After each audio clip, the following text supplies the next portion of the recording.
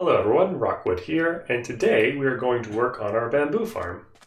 As you can see, I have some creepers that need to be taken care of, but that isn't the main point in the episode.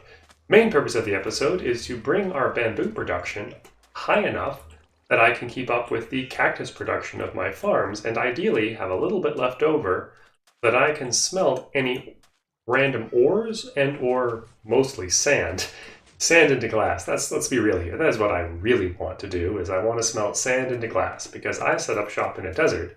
I got all the sand I need, but unfortunately, not nearly enough fuel. Fuel chest is completely running dry here. So, what needs to happen with this farm in order to bring it up to snuff? First, we have to figure out a way to design this so that it is both fairly tileable, space efficient, resource efficient, lag efficient, and also scale it up considerably because I think I need a farm 2, 3, or maybe even 4 times this size in order to bring my bamboo production to where it needs to be. So I'm going to go over to my chests and see if I can gather some resources to do some quick tests. And once we run through those, hopefully we'll be able to come up with a design that's going to work in this world to fit all of our bamboo needs. I got all the resources we need to build up a slice of this thing. So let's take a look over here and figure out what's wrong with this farm to begin with. If we jump into here, we can see the first issue is there's not enough space between the different layers of bamboo. So when the bamboo gets pushed off, it sometimes ends up arcing all the way down and landing on this dirt here and not being carried away by the water stream. Additionally, I've seen sometimes the pistons will actually push the bamboo all the way over and have it land on these dirt blocks on the opposite side from where it was pushed from. Now, we can solve both of those problems by simply increasing the amount of space between these layers of bamboo. As if I put blocks, that's not going to work. I have to put blocks 3. 1, 2, 3, here we go. Alright, so if we leave a space in between, then we should be able to get this to work. Now, the idea is that if we have enough room, then we're going to be able to put iron bars in the middle, and when the pistons fire, the bamboo is going to hit the iron bars and bounce down. Then, should be able to fire the bamboo into these metal bars here, these iron bars, which will allow us to, there we go, use the same setup. Oh, and my inventory. Use the same setup without there being much chance of loss. Now, granted, this does take additional space. However, that extra space is going to save us a lot when it comes to losses, especially if we're scaling this up, because having all those item entities just sitting around on the dirt blocks is going to cost us quite a bit in server resource. So this here seems like a really good idea. However, there's one more thing that I want to try to see if this design can be improved any further. Let's just remove this one more time and replace it with something just a touch different.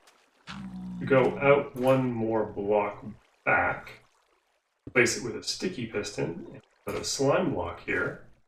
You might get the idea of where I'm going with this, and try to see if this is going to work the same way or if it's going to get bounced all over the place with the slime block.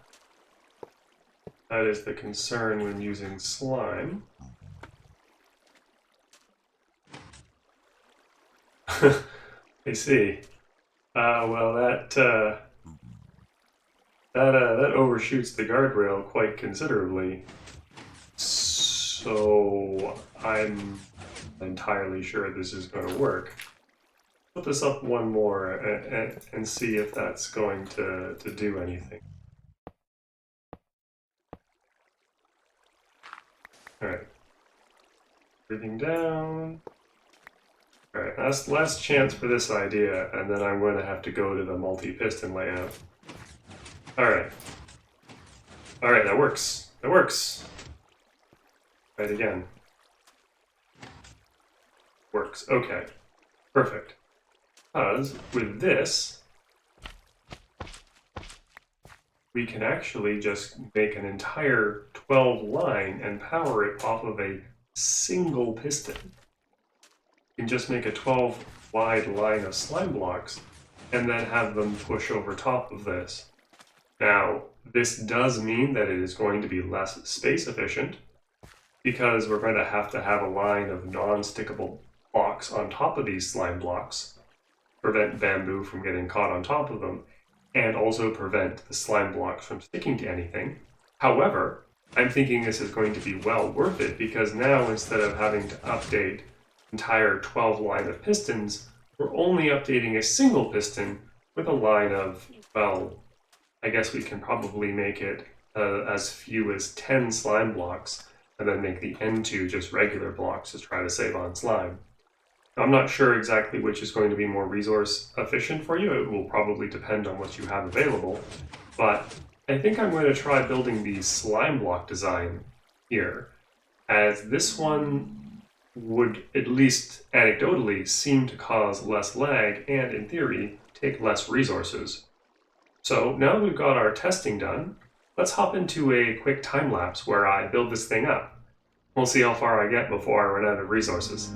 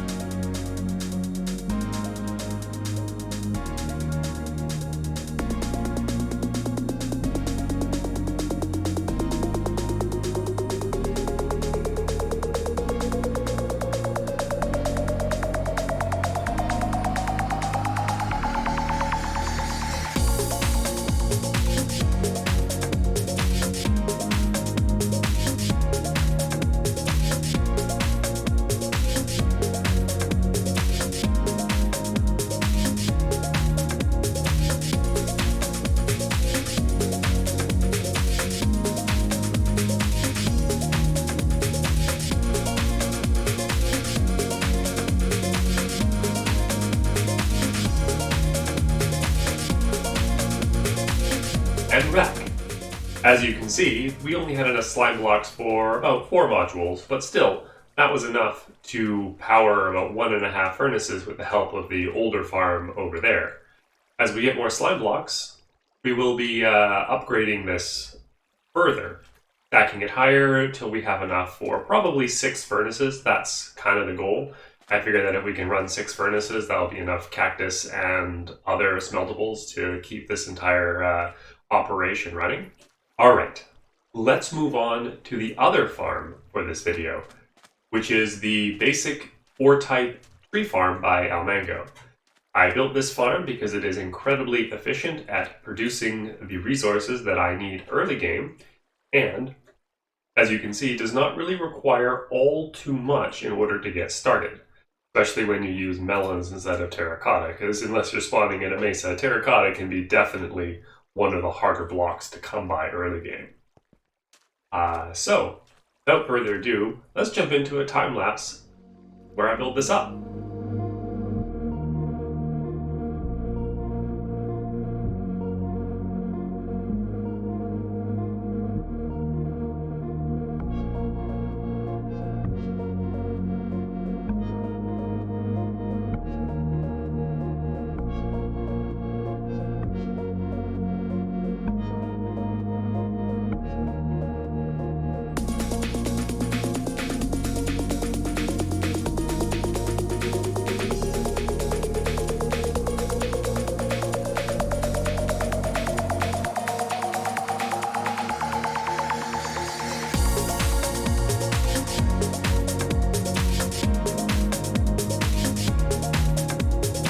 We're back.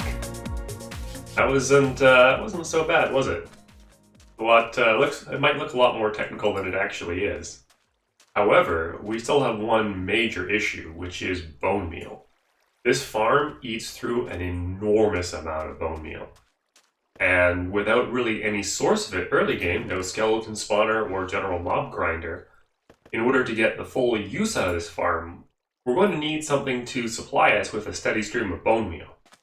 Now, lucky for us, these cactus farms that we constructed in an earlier episode will be perfect for providing a passive source of bone meal. And would you look at that? Now we have one.